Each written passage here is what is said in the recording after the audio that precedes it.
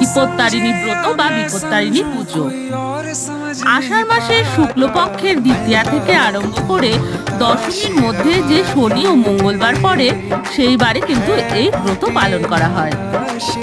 এও স্ত্রীরা সংসারের মঙ্গল কামনায় এই ব্রত পালন করে থাকেন।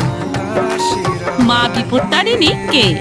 দেবী দুর্গার 108তম অবতারের অন্যতম এবং দেবী সংকটনাশিনীর একটি রূপ হলেন মা বিপত্তারিণী। বিশ্বাস অনুযায়ী ভক্তি মনে এই পুজো করলে যে কোনো বিপদ থেকে রক্ষা পাওয়া যায়।